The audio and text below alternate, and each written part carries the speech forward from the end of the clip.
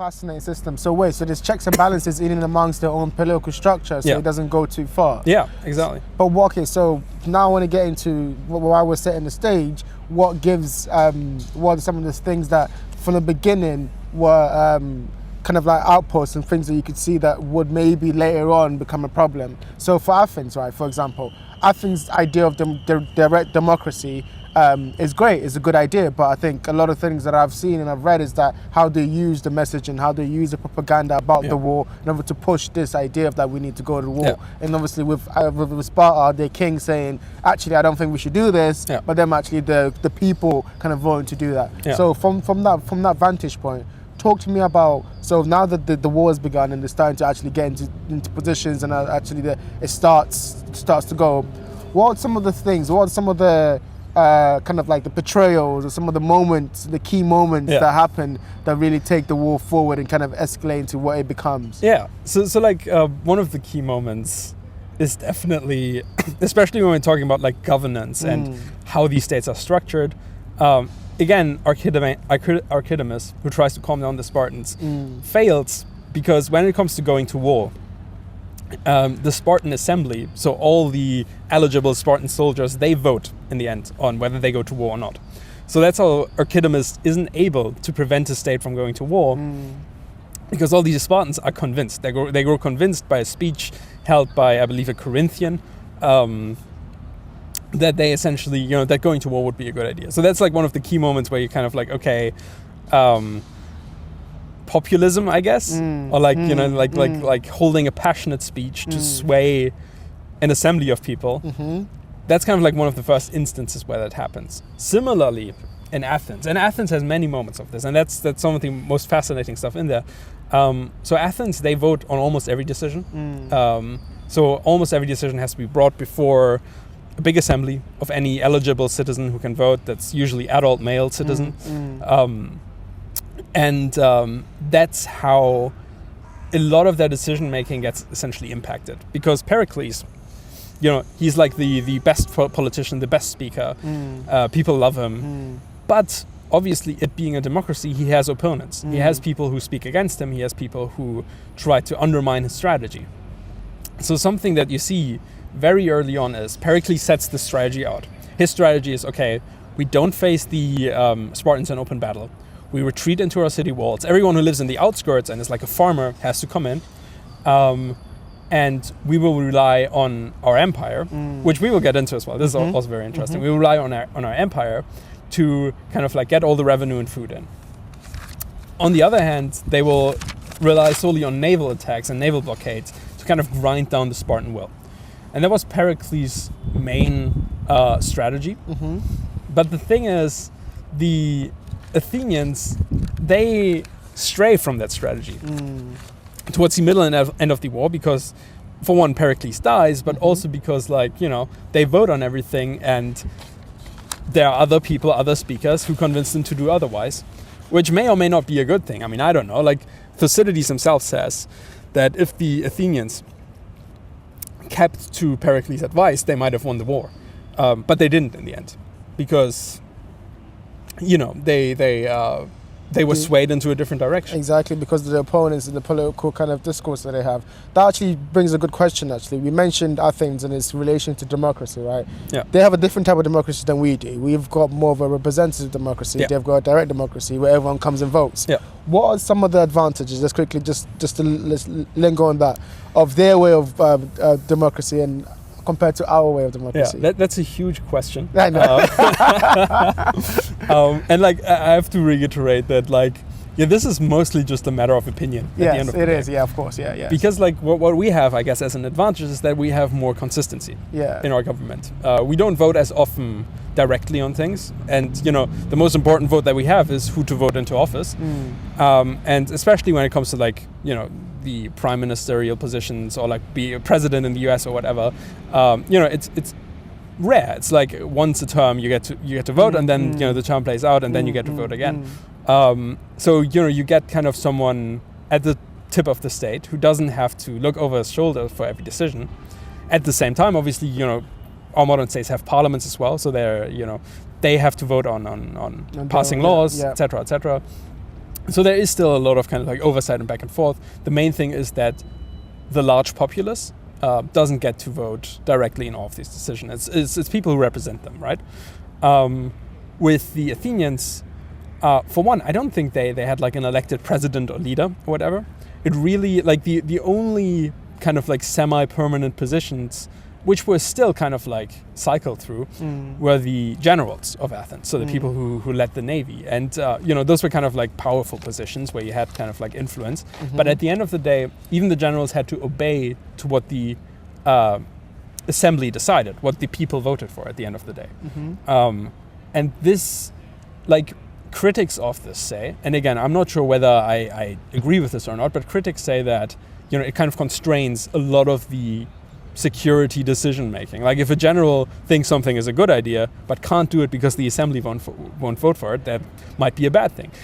Alternatively, and we actually do see this happen, when a general thinks something is a really bad idea but the assembly votes for it nonetheless, they still have to do it. This is what happens. So later on, Athens decide to like invade Sicily randomly, like utterly randomly. Some people think it's a good idea. They argue for it. They convince the people and they vote for it. And no one with like a military mind actually thinks it's a good idea. Yeah. And they really don't want to do it. They do it poorly, and then they get like exiled for it because they did it poorly. So it's like, you get a bunch of like these kinds of situations where it's like, not everyone is like a military strategist. Not everyone is an expert. Yes. So you get situations where people, if someone is just a really good and charismatic guy, they can convince you of almost anything, and they can convince the crowd to do certain things. Okay, on that point, actually, before we move on to the actual like the key players, because I want to go more into the key players. Talk to me about like if peace was actually on the table before they delved into war. Yeah. So obviously there's this thing called the Thucydides trap, where it's like they weren't sure if peace was actually going to happen or maybe war was inevitable.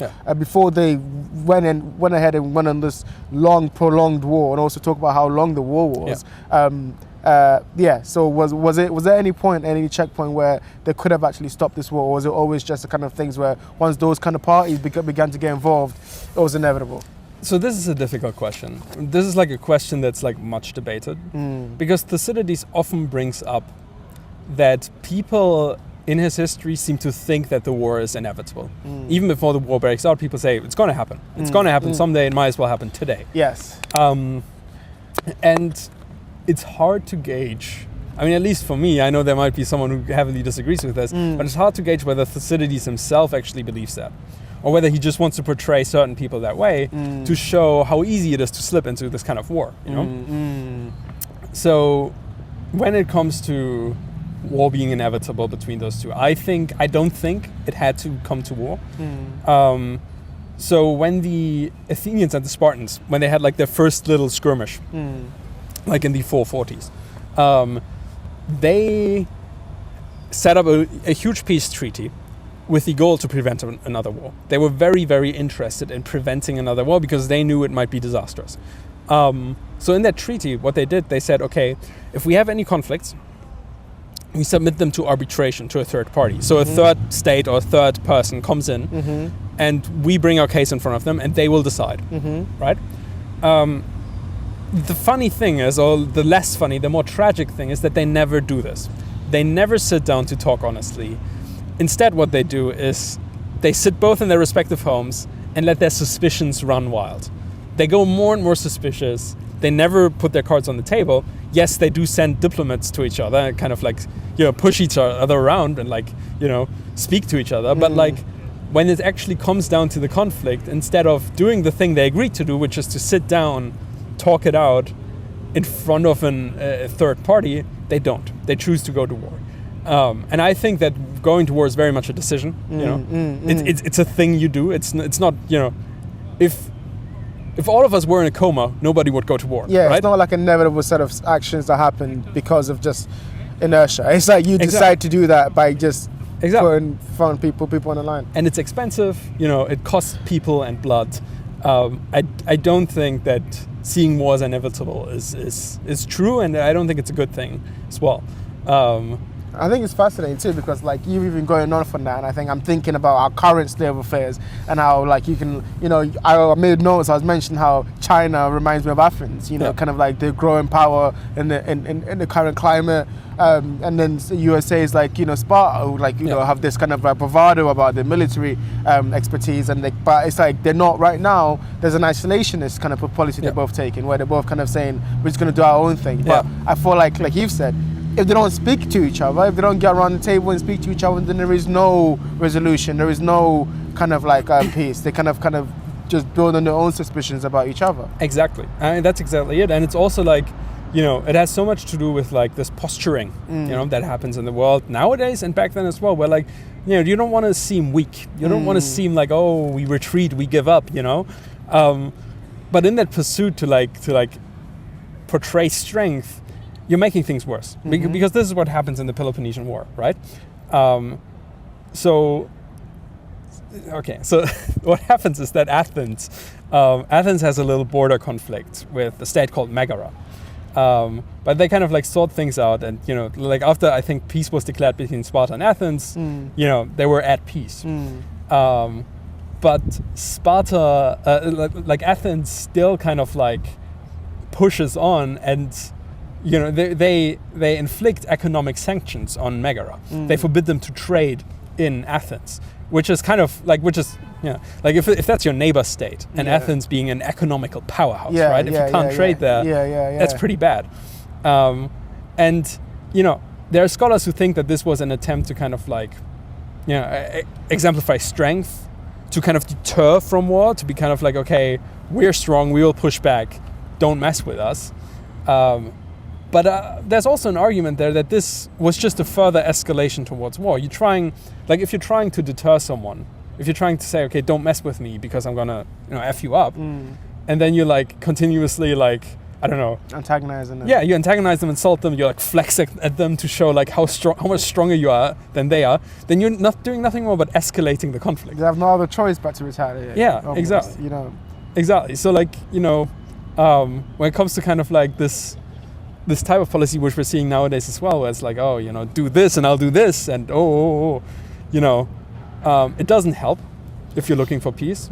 Obviously, there are exemptions to this. For example, if one state invades another state, you got to fight back, and you got to show strength in that scenario. But like when it's like a peacetime, like with Athens and Sparta, there was really, I mean, I don't think there was any point in kind of like escalating this conflict any further, Okay, so I mean, that also kind of brings to thought some of the key people in our current society. Yeah. But before I do that, I want to go back into the Peloponnesian War and just kind of lay out the key people in that. So you mentioned Pericles, you mentioned the Spartan king Archidamus.